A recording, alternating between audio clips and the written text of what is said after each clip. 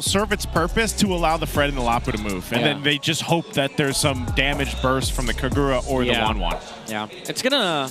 I would say it's gonna layer the team fight here for Smart Omega, but this last pick from Onic Philippines changes every battle spell earlier on. Is that to be expected though? I guess for the Subsidia, in the matchup. Yeah. Look at that bone. That's a winning matchup for Kerala. He even missed one minion just to put pressure onto the 1-1. Just so that he can deny a little bit. Yes. Because the thing is, you effectively become a problem level 4. We'll have enough micro to walk on out of there, and there goes that scraping ability here of the Obsidia. First blood goes over the Super Prince though. Yeah, Onic Philippines had good turtle setup. Ryzen was delayed heavily because of the early game invasion, and Brusco just providing enough control on the front line. Good AOG coming out from Super Yoshi, though blocked the Hunt of Bone coming out from Kelra. He had to flicker out, where overall Onic was the winner of that fight. He was able to get the turtle on King Kong. Wow. Oh, speaking of James, man, Bravest Fire 2v1. He is doing some pretty good micro, but not going to be enough to play around in Alice and the Farsa. Super Prince, I like to call that the athletic flicker. Yeah. Survives with barely any mana too. So, but it's another Cursed Helmet build on Kirk. Yeah. With Alice. Is that just the default right now? I mean, is it for the hybrid? This time around, there's 3 melee heroes on the side of Smart Omega. This is the greedy build. Yeah, that's a greedy. Yes. Greedy build. Because it will basically reduce your magic defense. Yeah. Per stack, so it's gonna keep stacking. Yeah, and this is when you want to burst down your opponent quickly. And he doesn't have to worry about heroes like Harith. What was the mage again? Oh, the previous game? Was it Eve? Yeah. Eve. It was Eve. Yeah, he doesn't. Yeah.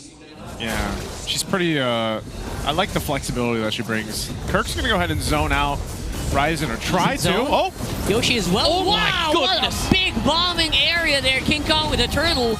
And they're just not leaving anything for Omega right now. That seemed to work so good, man. We've seen it so many times now, just today alone. Decent hits here from Super Friends with this airstrike. The tower is actually the last target.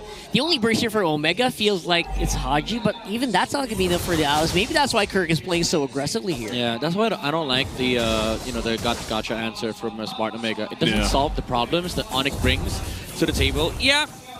You can stop the Feather Airstrike, but there's a bunch of robots out there that can actually do the same thing.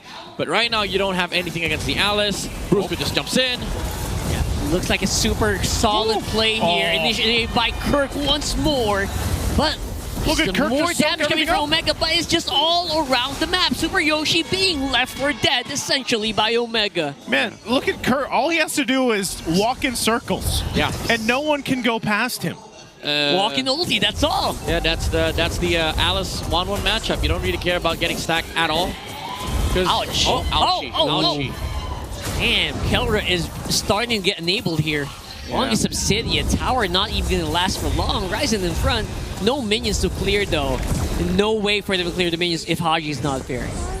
Oh, what the heck happened? Solo kill. Solo kill out of nowhere. Yeah, honestly, I think after this game, a lot of teams would recognize that first pick 1-1 might not be a thing. Might not be the player. Yeah, because there's a bunch of answers like the normal normal Farsa, and then now you have the Alice too. Yeah. Like he just walks up. You can't even try to fully complete the stack because you're gonna be under the the AOE of the passive, and then there's falling out of control. Is this the most hurt that we've seen from an Obsidia? I feel like best Obsidia so far. Yeah, best Obsidia so far at least. But then again, you got to go ahead and credit to the fact that just Onic is allowing Kelra to get there.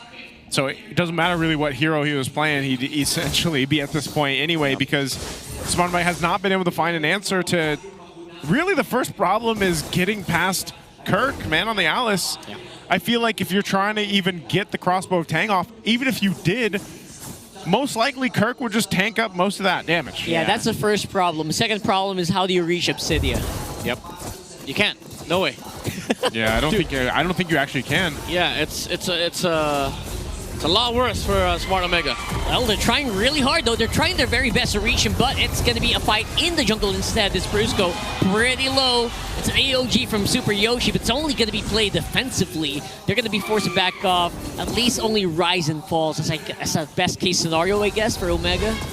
Oh, are they going to push in? King Kong inside there. Look at that. Just flexing on Omega right now. Here comes the drop from Super Yoshi with a big cloud, but there's just no follow-up. Oh, Kirk.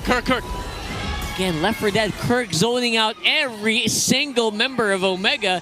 Can't respond to the Gatot. Oh, they're going to conceal. They're going to put pressure. Good conceal. James, the bravest fighter, doesn't really commit quite yet. I guess it's safer to wait for Super Yoshi at this point. He just wanted to land the stun on Super Prince to prevent the Feather Air Strike so that they can defend. But again, Onic Philippines, they just have the right toolkit to completely dismantle Smart Omega this draft. Look at this wall, by the way. Like, it's just Kirk and Brusco. Yeah. How do you even? It's just a draft. This is just such a big advantage for Onic Philippines. None of them can actually touch the Alice. And mind you, they have the Lapu, but Onic Philippines understood after a mid lane rotation, they put pressure onto the Lapu, so he couldn't even maximize his 1v1 advantage against Kirk. And after that, the first thing that he was able to contest, most especially for James, was the first turtle. But by that point, Kirk already had level 4. And that's why Onic was allowed to heavily snowball this way. Yeah, man, it's crazy too. Just seeing what Kelra has here. He's got the Corrosive Scythe, DHS, Golden Staff, working on the next, you know, and that's the thing. It's just, it's not easy to catch him, and if you do, he's still got the flicker available. It might just be the wind of nature left from me, left for him to build, and he's all good to go. Man, so this Obsidia seems to be playing the part, but more so just the amount of firepower. There's a Tsunami Slam. Okay, pressing play here. Gonna be able to AOG out. Ryzen, though, not tanky enough to take it. There's gonna be another big minion wave they're gonna need to deal with. Omega looking for a possible pick. Haji just not finding it quite yet. Bravest Fighter is gonna be available for James, but I don't know if they can use it offensively. They're just gonna have to clear. Yeah, top turret falls. They hold on to the bottom turret for now. No wave pushing there. So Omega will lose 2 base turrets, hold on to 1. I don't know if Onic wants to go for more. They're 11,000 gold ahead. Brusco's got the Tsunami Slam and the Flicker. So if they wanted to make an attempt, they could here. This is a massive lead. They're just waiting for go time. They're waiting for someone to make a bad move. King Kong, though, thinks he wants to make it happen. Tsunami Slam to Super Yoshi with the flicker out by Brusco. Was that trap? And here comes Kelra with the hunt. Not going to be able to get anyone locked in. And it's pretty decent defense by Omega this time around. I mean, at this point, Onyx just playing with their food. They just want to take down the bot side tower. Even with a Feathered Airstrike from Super Friends wasn't enough because James had to use the flicker, but now they don't have that anymore for the side of Smart Omega. Okay, big cloud engage here. Super Yoshi has been proven to not take it. Wow, oh my goodness. King Kong is starting to hit like a truck too. Playing on Haji, one combo could have taken him out, but he's going to be able to dash on out of there. Brusco with good backup from the backside. It's going to be a reset. I'm actually surprised that Smart Omega held on to that base turret still too, keeping Onic at bay, 11,000 gold behind. So Onic might have just been trying to push the limits there, but ultimately they don't accomplish what they wanted to. Yeah. So they're gonna have to wait for this Lord to come up in about 15, but I think even then, Omega might just go for one last ditch effort for this game because it's just so scaled in favor of Onic right now. Yeah.